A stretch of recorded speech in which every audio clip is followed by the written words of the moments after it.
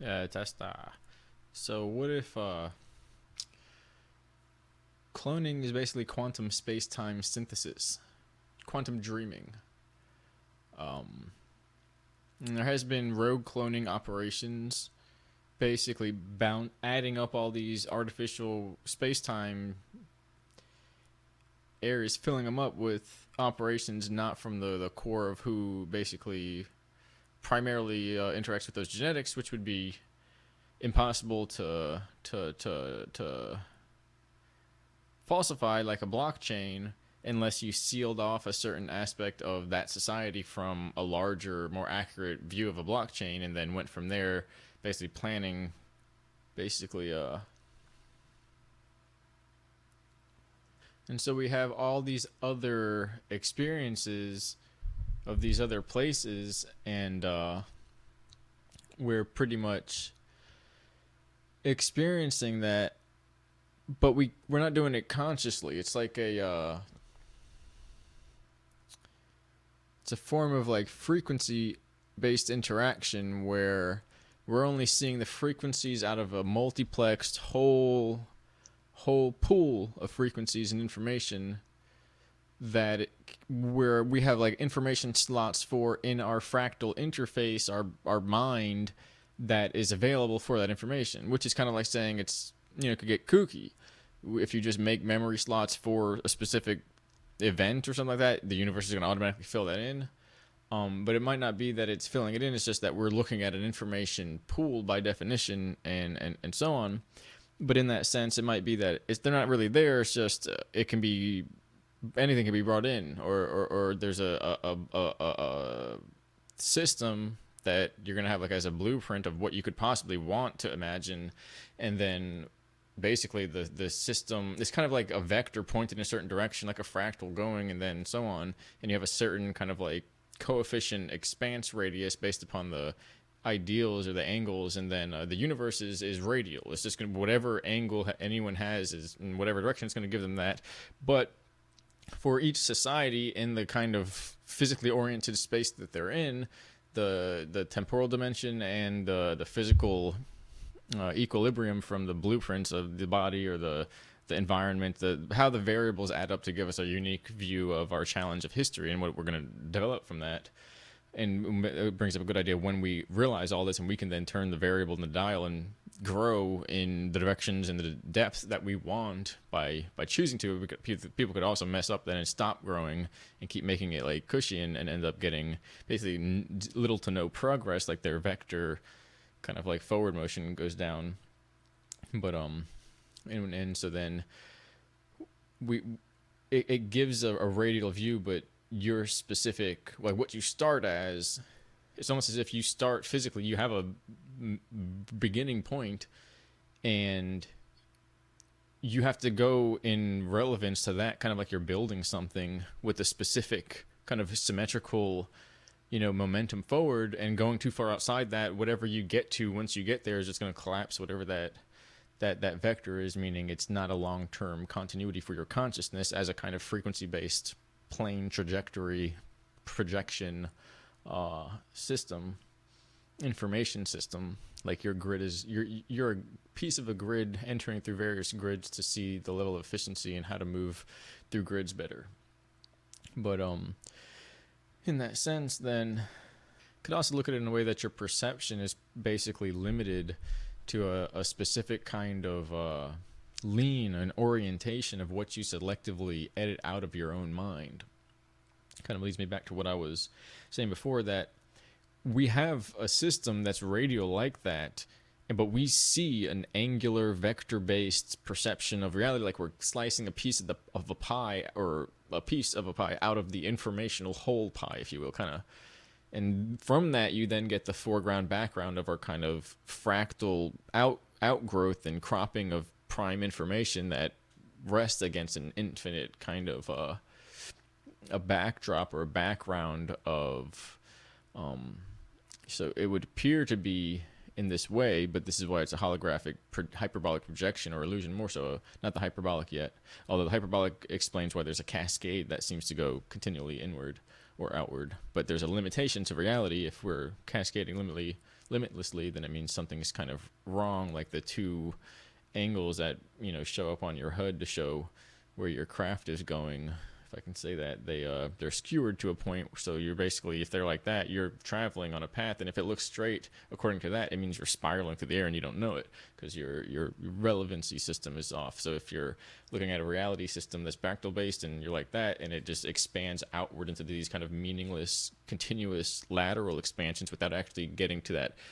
upward motion to make that primary shape again that comes about, that you then make another bigger one and so on, and you actually get to exponential values of motion, that's kind of a recycling. We don't have the energy in this body system or whatever it is. You would need big databases like of computers to go through that. If you make that kind of mistake, it's kind of like saying you walk out to the desert and then you have from here to here and the land and the sun rising and setting to find out where you're going. Like, nobody does that.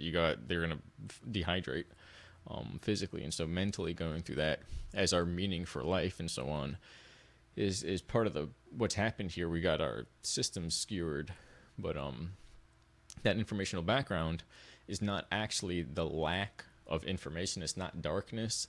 It's that we're looking at it by this way of seeing it is we're looking at an inversion where the information that we're seeing as the fractal is kind of it's inverted in the way it's brought off of the surface. It's like a projection, and it may be that information that's flat on the surface and basically eternal, doesn't change. Somehow that's wrapped in a paradox with itself, that what it does when it's inverted is basically propping up certain aspects of information as itself, as an inversion of itself around itself, so it's separated from other aspects of itself, aka the dark, the background, which is actually eternity. And in that sense, am I doing this right? As long as that flat surface comes up, make like a spire, and then it opens up like a flower as a fractal. As long as this does whatever it's doing, it creates the paradoxical effect that if it closes, this is no longer, and it's lost to itself, only to go down, become, and realize itself as the background of everything that is. And so then it's an inversion of meaning, like a kind of magic eye illusion. But in that sense, what was I relating that to? Making the shape overall, in the sense that which is kind of, that's the paradox. So if you get that kind of self-similarity, and it could be crazy, it could be imbalanced, but overall it it's just like, anyway, overall it makes a kind of shape that enables complete self-similar opening and complete self-similar closing. It's as if this side is in control of the fact that it's expanding out and becoming and not becoming, and this side is in control. They're in communication instead of opposition, so it doesn't feel like I have life and now my life is being taken or anything like that. It doesn't feel like I have this. What is this? I don't know what it is. It's the opposite of knowledge, because I have it and I know I have it, but I don't know what's on either end of it. And then that closes out, reluctantly and with struggle and resistance, basically fear, to the point where it doesn't realize where it is afterwards and so on.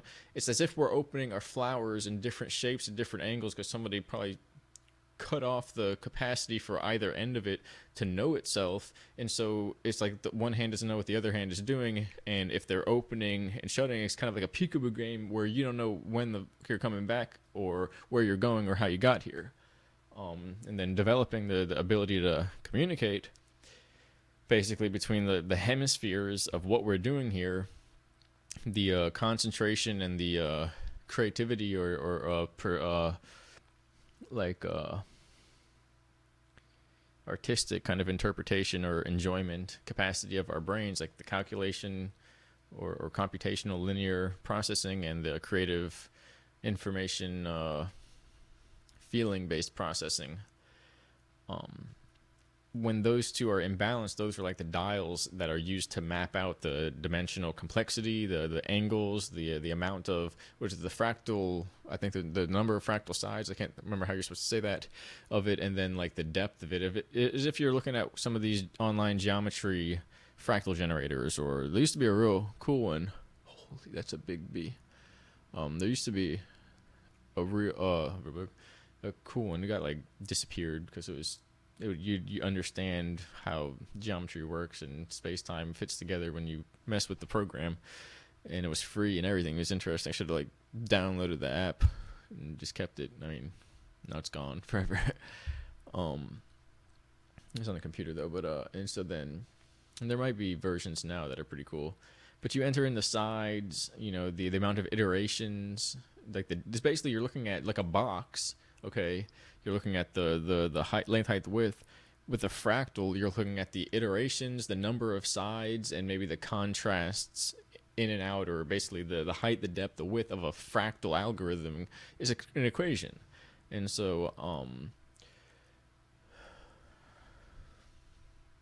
when that equation, more or less, when we see what we're doing with that fractal, and then we know how our movements in time and we're generating a fractal body basically with our mind that's going to either feed back what we want or feed back a backwards version or a skewered sideways version of what we think we're doing. It's like a mirror. It's like a informational reflection where when we see the mathematics and the geometry behind what we're doing in higher space, when somehow if we have time to overview that, which is probably right now when we see from the amount of processing that all our cells are doing, and it's basically a flash of awareness that our consciousness has, pretty much like we're the informational spire, and when that collapses back down, we see everything.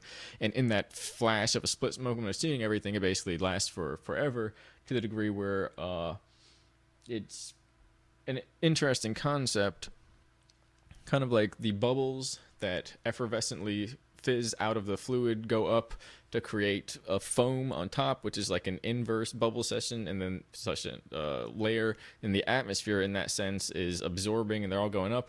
And it's as if you could somehow have an atmosphere that does the opposite and forces the air down into this condensation and so on into the lower higher pressure area, and pushes the molecules smaller and smaller and creates carbonic acid fizz and so on. And or I think that's what it is, and or no, it's carbon dioxide. That's carbonic acid, I think. That process of precipitation is the same for consciousness. It goes up and it percolates through that, and fizzes out this air, which is the kind of spiritual meaning behind your level of attention, like how much you were paying attention to this, how much self-awareness you were.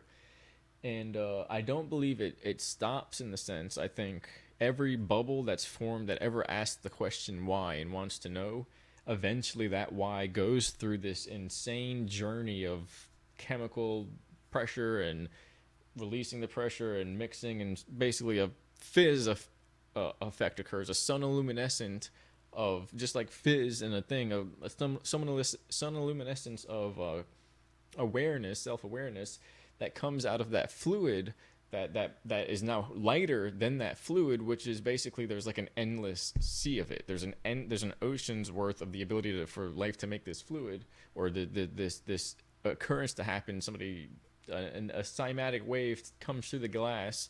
Somebody's tapping on the side of the glass of the soda bottle or the glass, and then they hit when they're tapping randomly. It's just something with a bunch of little arms or something, if it doesn't get any weirder than that. Or we're in a system where it's like music. Somebody does this to create. Or just in the same sense that zinc comes out of the sperm and the egg, this is how humans on the higher plane recreate in the sense of what life is and their body is. That something is sending vibrations into a system, maybe the waters, and in that system,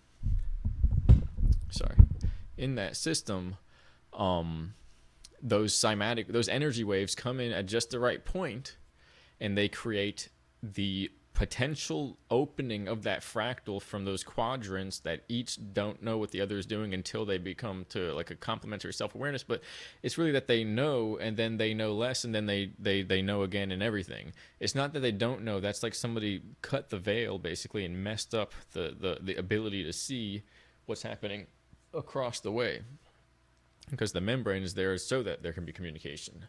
And if it breaks, it's not that you see behind the membrane. It's like a projection system where the whole screen goes blank and now the lights turn off. So maybe somebody did that to the sky, if you will, and kind of broke space and maybe there's a sister rotation that would make it a different kind of night in the daytime night of the night we have now. Instead of just people falling asleep, maybe there was like a transfer where we would always be awake, just because it was like. But in that sense, the squeezing on the soda glass or bottle, you make the bubbles rise up, and then releasing the pressure, they come back down. And so what if the whole universe kind of went back into it, and it's doing that like one of them squeeze toys that makes it go back in. And if you see them sometimes at the beach or at what do they call it, like the trinket shops, the souvenirs, they have like these weird gel squeeze things with like seahorses or something in it, like the plastic things, toys. And it's, you squeeze it and it turns inside out and goes this way. It's like a lava lamp that you could squeeze. And so the precipitation of consciousness in the universe is like that, where there's no loss then when those bubbles pop and just go into becoming part of this environment and can go into dissolving back into like as raw material of the fluid that then eventually one of these times around again is going to squeeze itself back out. And if it so wants and percolating, it's going to stay up here in the higher aspect and stay stay as air, if you will. And maybe staying as air only creates the eventual occurrence of raining back down as precipitate that falls into the fluid to replace itself as precipitation. Or maybe the air goes up and then rains back down the other side, and there's an even greater amount of influence. But the idea is that it's a closed circuit system, it's a closed loop system. It's just so dense, depending on the vector-based system that you're using, depending on how far in your dimensions is how fast you're going to get through yourself, which is going to indicate your experience of that overall universal process. That it could take anywhere from a billion, from your perception of being relative to everyone else's to being the last one in line of billions of years and billions of people, from your perception compared to everyone else to being nearly the first person in line and the first person doing it ever, anytime, ever, anywhere. And everyone has that same variable stretch in every possible moment, every time one steps into the system to experience what it could possibly be, which is like maximum amount of potential. But it's based upon that kind of fractal variation, but consciousness and the forward background contrast that makes us feel that we are. It explains a quantum holography between levels of awareness that we equate to consciousness, unconsciousness, self-awareness, and sensory perceptual awareness, in that there are basically automations of these algorithmic potentials placed in opposition or complementary adjacency or perpendicularity to one another. And then we have these kind of prime moments of pinnacles of change where all those possibilities come to a point, and we have the capacity to change aspects of those points on the fractal, okay, which is kind of like this. And we can change these points, but we can't change the in-between parts. All we do is change the points on the fractal. Where is it? Is that it?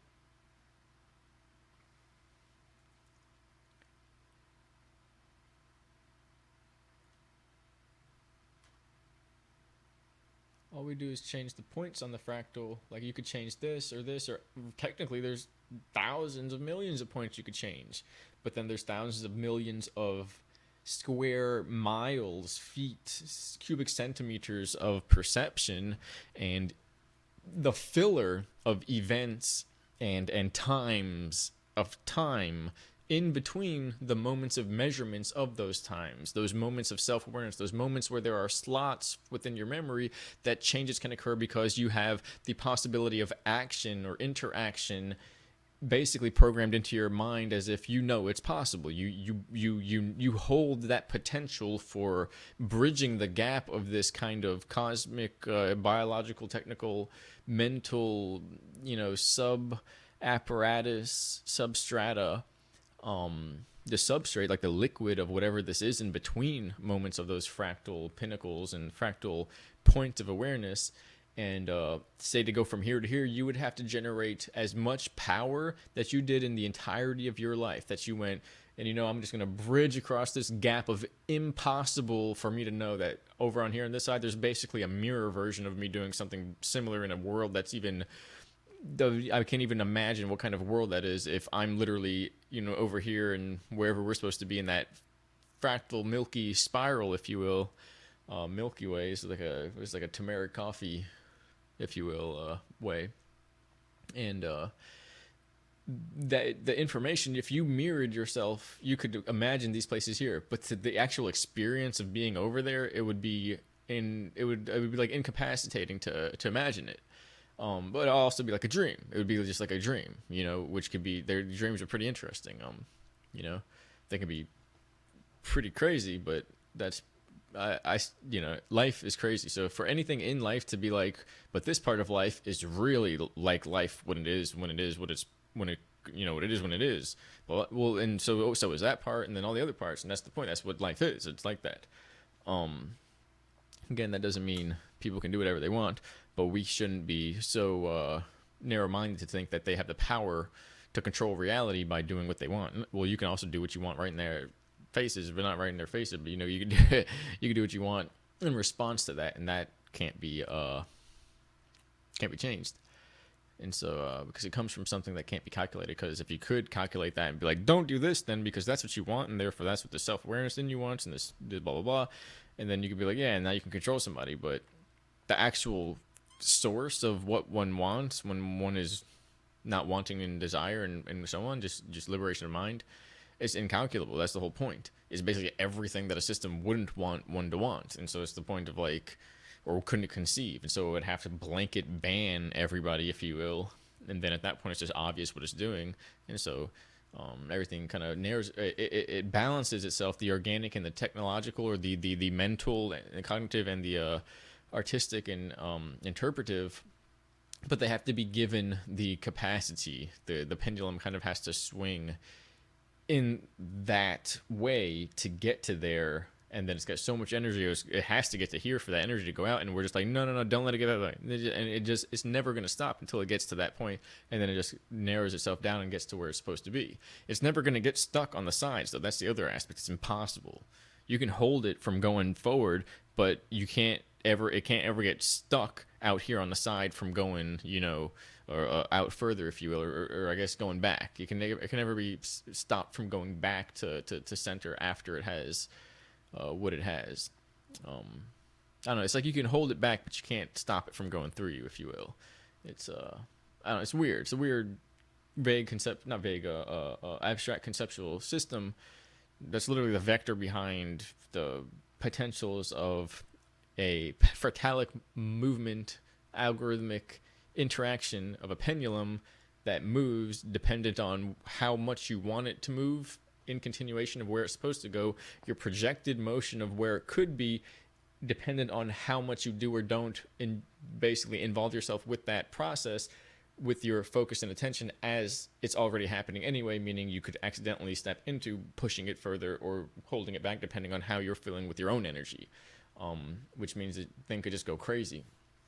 Or it could just go, and it means that it just goes and it never stops. And given your projection of interactions, you could build up 99 layers of some kind of future projection, meaning 10 weeks from now, what you feel now is going to amount to how the pendulum goes this way, because it's already backed up for how many times it has to swing, because of how many times you've influenced it and held it back and delayed. And now you have this delay between a kind of, there's all these metaphors and systems that come into play. I mean, it's not the metaphors themselves, it's just the interaction of the energy and the motion there, because that's what's really there. It's geometry and energy and motion. It's mental physics, or a thought experiment. And so then you can't change the fluid in between it. It's once you put a dot here, and it's like, well, this spiral is here. I made this decision. Another one's going to come, the other one, and the other one, and the other one, and another, blah, blah, blah, blah, blah, blah. And you have this whole arm now that looks like this big spiral that has a whole, like it's always been there, and it's always been a part of the fractal. You can't take away, and you can't change the in-between connections of what the experiences are. However, you can add more. And honestly, you can add more in the sense that eventually they just filter into certain aspects of themselves. Like you have a projection out here and say it's imbalanced, and then it kind of, the more that goes, it spirals into this kind of meaning, if you will, this kind of process, and where the shape was imbalanced and it has this outgrowth here, it comes back down and becomes part of that like diamond wing shape, and it goes back into proportionality and kind of perfection, where the whole thing is one again, and the whole thing has symmetry.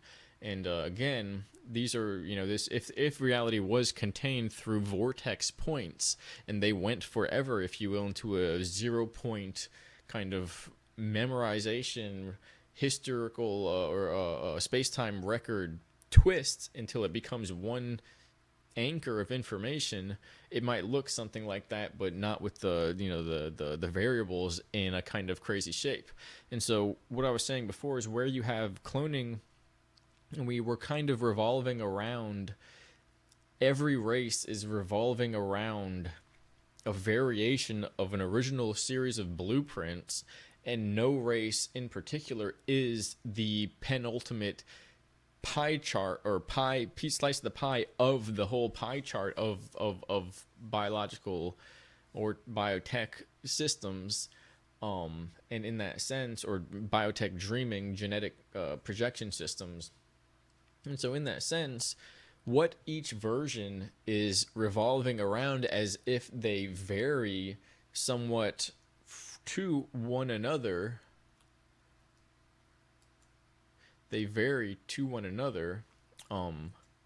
in that sense, is that it's as if they're pointed, like their vector is pointed in a certain direction, and it comes to a point, and each point that each race comes to when they hit their maximum potential is on the outside, and it forms this kind of perimeter of something that we can't see, that an invisible species or gene, not species, but just gene, human gene base that we can't see, that combines all the potential positive aspects that every race here has, but is not here because we're the split up, like a split up fractal slice of the pie of possibilities of that genetic whole system, the whole collective system that could exist in any social system or singular and multitude or multiple multitude based genetic computing pool, basically, or society. And so then this is kind of that system, that black sun, because where you have the potential for endless variation, we don't know what it's around. What are all these fractals attempting to see? Okay, and then where are they going, right? They're going into the system here and layering around themselves until it would be like you're fitting like an appearance of your life in hyperspace that flashes out and is coming out just like a fountain pouring it out. And where you have like your hands a certain way, and where that is, there's another version of me like that, and then like that, and like that. And the hands, like the outline, then fits into one where there's another hand, another hand, another hand, and you're making like this repetitive fractal shape that's based upon the combination and overlaying of the same information of you. It's almost as if the environment that you're seeing here is an internal environment based upon all the information that you perceive mentally inside you, emotionally, your thought processes seen from inside you, as if you have access to basically each one of those is a life, is a realm, is a world, a universe. And so there are these bubbles here that are being grown. It's some big black etheric fluid, and somebody's sprinkling sonoluminescent harmonic frequencies that coalesce in these cymatic vortexes that ripple into the fluid and create these explosions of potential, just like zinc in a sperm in an egg. And then the interface of a vector cause and a fractal grid potentiality mix to create a tree of consciousness, of information that takes that possibility and branches it out and piles it on top of itself like a tree until you get this fractal projecting precipitate crystal outcropping, which then is used to form others, which seemingly, when you view from above, look like a broccoli thing with the fractal kind of arrangement, where you can see down into it as the information piles into itself and creates this kind of fractal spatial zooming effect. But it could actually be a fractal spatial zooming as the density of information ups, and the kind of bowing in of space-time, if you will, goes deeper and deeper and deeper until you get this kind of inverse spire of information that is seen from outside of time, but by whatever entity is basically raining upward with his thoughts to create these precipitates of crystal information, these stalagmites, I think, that are the fractal going up in color, which come back as the informational reflection of a stalactite that the larger entity, the mind itself, is viewing throughout all of time. And that we're the upper end, the fractal iceberg going that way, made of color and technicolor dreaming and stuff, which is just perception. And once that closes out, if you think that's the inversion of the knowledge there. So if you think that's what's there, then that closes out, you don't know anything. But when you think that's what's there because there's this sea of contrast for everything that I think I'm knowing here, then when it closes out, you always knew. It's the black thing. All right.